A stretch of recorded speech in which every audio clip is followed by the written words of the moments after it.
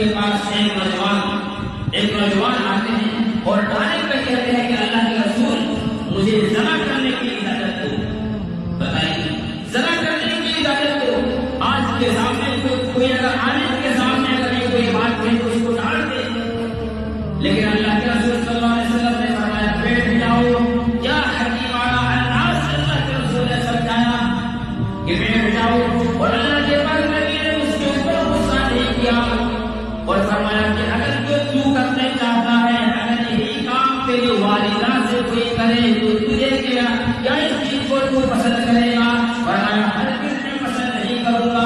فرمایا اگر تمہاری بیوی کے ساتھ اگر کرے تو کیا تو پسند کرے گا؟ فرمایا ہرگز میں پسند نہیں کروں گا. فرمایا اگر تمہاری بہن کے ساتھ اگر کوئی زنا کرے تو کیا تو اس کو پسند کرے گا؟ فرمایا نہیں. کہا تمہارے بیٹے کے ساتھ اگر زنا کرے تو اس کو پسند کرے گا؟ فرمایا ہرگز میں پسند نہیں کروں گا.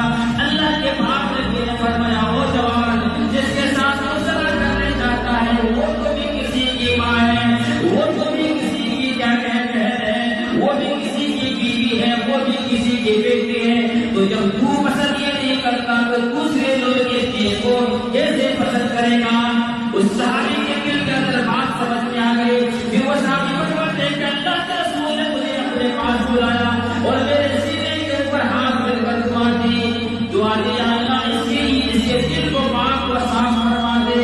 وہ صحابی رضی اللہ تعالیٰ عنہ فرماتے ہیں اس کے بعد مجھے اس زنا سے اتنا نفرت ہو گیا کہ دنیا میں کسی گناہ سے مجھے اتنا نفرت نہیں تھا جتنا زنا سے نفرت ہو گیا.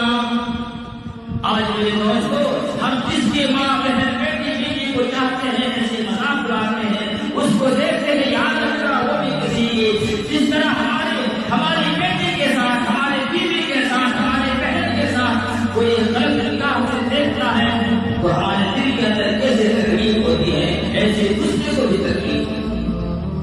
میرے نوجوان